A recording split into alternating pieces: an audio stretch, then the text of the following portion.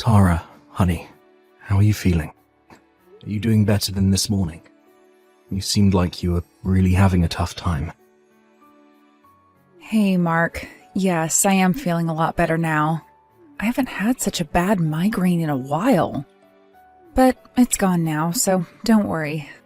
I'm sorry I wasn't able to make you breakfast this morning. There's no need to apologize. I would never ask you to do anything when you're not well. Besides, your health is the most important thing right now. Next time you go in for your checkup, you should ask the doctor to prescribe you some meds for your migraine.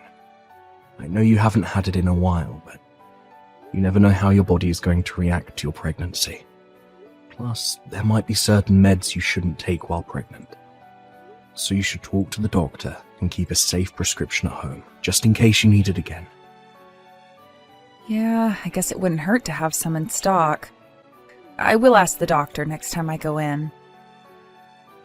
Are you sure you're okay now? Yes, I am. Why? You really are worried about me today, aren't you? You might have had a migraine this morning, but I've been worried about you for weeks. You seem bothered by something, and you've been sighing a lot these past few days. Is everything all right? If you need to talk, I'm always here, you know. I know, honey. Thank you. It's just that the baby is arriving so soon, I'm not sure if I'm really ready for all the change. I guess I feel kind of unsettled. So, yeah, that's been on my mind lately, hence all the sighing. Sorry, I didn't mean to worry you so much. It's all right. I kind of guessed that's what's been bothering you. I totally get it. Nothing can really prepare us enough for this big change. I know I need to be strong. I mean, I'm going to be a mom soon. I should just suck it up and stop worrying. Tara, I know I will never be able to understand the true hardship of what you're going through as a woman, but everything will work out. I don't want to sound irresponsible, but I'll say it anyway. I think it's really important for us to think positively right now. I know. I agree. There's no need for you to suddenly become a great mum. I mean, you already are. But I'm sure you'll become even better with the baby, right? We'll learn from the baby as much as the baby will learn from us. I'm sure if we do our best, we'll become stronger along with the baby. You're right. Thank you, Mark. I think I feel much better now. I'm really glad you shared your honest feelings with me. There isn't much I can do before the baby arrives, but to stay by your side. So if you need to talk, I hope you'll come to me. I'll do anything to make you feel better. Anything? Are you sure? You want to cook dinner tonight, then? Yeah, sure. Why not? I wasn't going to ask you to make something anyway. You're not feeling well. You should rest. I'm just kidding, Mark. I'm making dinner tonight. I'm totally fine to cook. Besides, I need to move around a bit more anyway. A little bit of exercise is good. I've been too much of a couch potato lately. Well then, we should go for a walk this weekend. I prefer you to exercise while I'm around. A walk sounds great. Oh, but I don't know if I want to walk around the neighborhood. There's too much traffic around here. Maybe we can take the car to a nicer location and stroll around there, like an easy nature trail somewhere. That sounds so nice. I'll look into destinations tonight. Thanks. I'm so happy we have something to look forward to this weekend. Mark, I'm so sorry I'm making you do the groceries after work. Are you at the store now? Yes, I am. It's completely fine, Tara. I know you needed to rest today. There's no need to apologize. Are you feeling any better now? You sounded pretty sick earlier. A little bit. I think I might be anemic or something. Well, if that's the case, you really need to stay in bed. You might fall from getting dizzy. Oh, I forgot to mention. There was a letter from the building security this morning in our mailbox. A warning? About what? Apparently there's a man loitering in our building. He's been seen a couple of times. I think it was best that you didn't go anywhere today.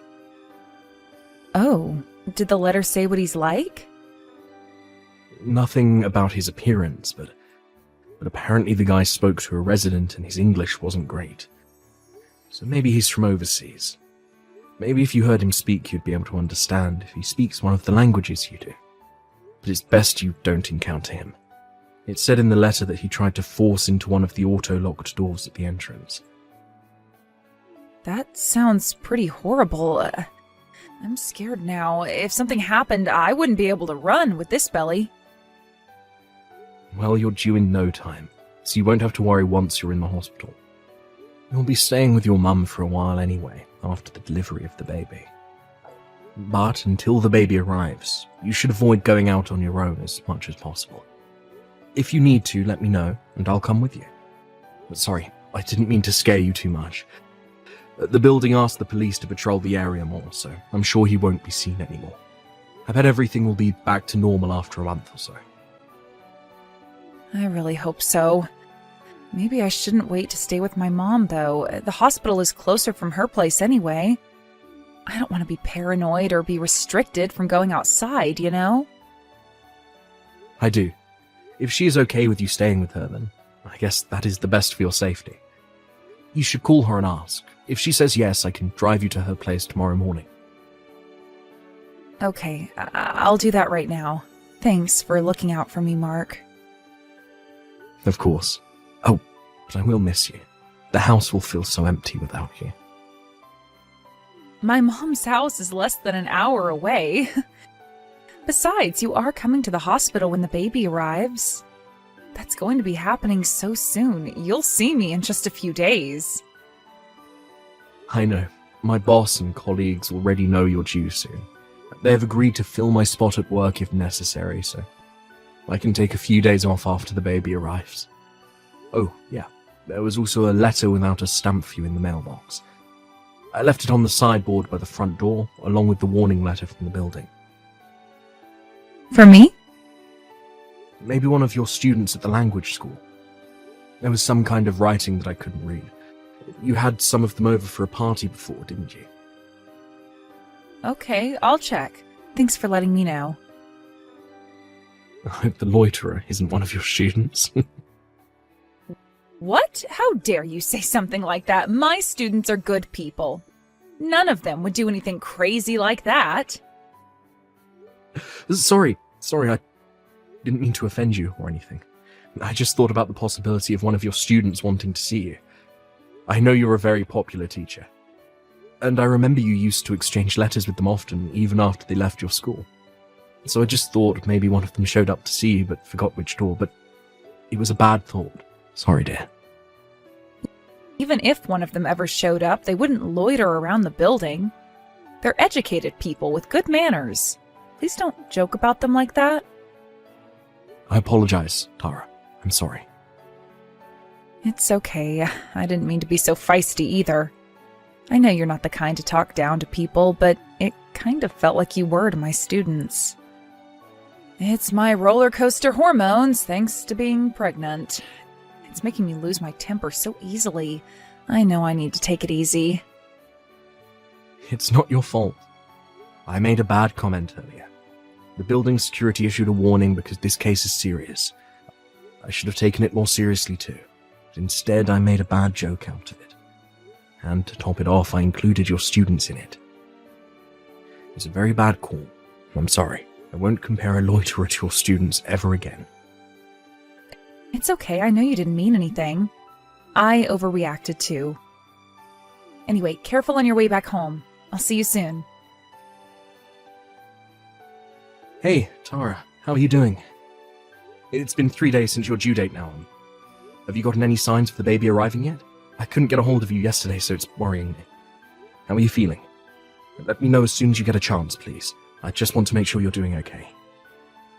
I'm sorry, Mark. I couldn't reply to you yesterday because, well, things have been rough. Rough? Why is that? Is everything okay? Has something happened? You're scaring me, Tara. Mark, you might want to sit down for this. I have some bad news. What? I'm so sorry, but the baby didn't make it. Huh? What do you mean? Baby's heartbeat stopped. She's gone. I'm sorry. I'm sorry that I couldn't deliver your baby. Hold on, I'm not following. What are you talking about? Yesterday, I had pain shooting up my belly. I was taken to the hospital right away, but it was too late. The baby was gone by the time I was checked in. It happened so quickly. She came out after an hour or so later, but there was nothing the doctors could do. I'm coming to you right away. No, don't, please. I'm not letting you take this on your own. I'm coming to see you now. No, I don't want you to come. I don't think I can look you in the eye. I'm so sorry, Mark. Please just give me some space right now. I need it badly. Tara, I need to be by your side. I can't leave you alone. You will make it even harder for me, so please, I am begging you to leave me alone for a few days. I am in complete shock right now. I need time alone to wrap my head around what's happened. Don't come down here. You won't be able to set foot in my mom's house either. I will make sure she won't let you in. What about your condition? Are you physically stable? Any pain? No more pain. Physically, I'm stable. I should be discharged tomorrow. Okay, if space is what you need, then I will give you that. But I can't give you more than 2 or 3 days. You have to call me by the end of the week. Can you promise me that? I can't not see you or the baby for longer than that, please. Okay, I will make sure to let you know when I'm ready to see you. Hang tight until then. I know I'm asking you an incredibly harsh favor. I'm so sorry. It's okay. You don't need to apologize. This is nothing compared to the pain you have gone through, Tara. I love you. You're the most important person in my life. I need you to remember that, okay? Hi, Mark. I'm sorry I kept you waiting. Thank you for giving me space. It's been hard, but I think I've calmed down now. It's okay. How are you? Oh, wait. You don't have to answer that. I've been doing a lot of thinking. In fact, that's all I could do. And now I know what I want to do. Mark, we should get a divorce. What? I am so sorry I couldn't protect our child. I wanted to have your baby, but I failed you. I don't think I can ever look you in the eye. It'll be too hard for the both of us. We won't be happy like we used to be. I am so sorry. I never meant for this to happen. I'm sure you didn't. But gee, you really are full of surprises. I never imagined that you would fake your baby's death just because you didn't want me to see her. Did you actually think that I wouldn't find out about your affair if we got a divorce? Huh? Mark, what are you talking about? I know you had your baby, Tara. The thing is, you immediately knew the baby wasn't mine. I mean, how could she be? I'm not black, and neither are you. So why did you give birth to a baby who was? I visited to see your baby, you know. I saw her while you were asleep. In fact, you were stupid to think that I wouldn't visit. What? Your mum called me. She started crying on the phone, apologizing to me for what you've done. I thought she was apologizing for you losing the baby at first, which was kind of weird. And then she told me. What? She told you what? Everything. She told me you had stopped her from spitting the truth to me, but she felt she couldn't keep this from me. That it was way too harsh. So, she told me everything. But I still couldn't believe that you'd have an affair and have someone else's baby. She told me to see for myself, that I should visit her and see the baby while you were asleep. We arranged for my visit when you were resting, and I believed your mum was telling the truth. I mean, how could I not? The baby was definitely not mine. So her dad is one of your students from your language school, right? You must have some serious issues cheating on me with your student. Mark, no, I didn't cheat on you, I swear. What? What is it then? A mistake? A fling? You think I would forgive you if the relationship was casual? You betrayed me, Tara. You slept with someone else and had their baby. I can never forgive you for that. I was forced into it. Listen to me, Mark. I didn't ask for this to happen. A student of mine has been stalking me for a while now. Remember, there was a loiterer in our building? That was him. He was wandering around looking for me. Why didn't you tell me then? How could I? I didn't know what you would think of me. Besides, I wanted to believe that the baby was yours, not his. I spoke to him, you know. I saw him dropping another letter in our mailbox, so I confronted him. Wait, you spoke to him? Why? He's been dropping off letters practically every day since you left to stay with your mum. It was freaking me out. Why didn't you tell me about this? Because I didn't want to stress you while you were carrying the baby. So I was going to tell you about it after the baby arrived. But then your mum called and I saw your baby was clearly not mine. I came back and read the letters he wrote to you. I had them translated on the web. He was desperately begging to raise the baby together. That's when I figured that the loiterer was your child's father. So I waited for him to show up again by the mailroom. I don't know. You don't know what? That your child's father is Miguel? He told me you dumped him as soon as you found out what he does for a living, even though you were pregnant with his child. He tricked me. He said that his father ran an IT company back home that would soon be his. But then he confessed that his family was from a poor town and only had small crop to make money. So the truth finally comes out. Mark, he fooled me. I never would have slept with him if I knew he was poor.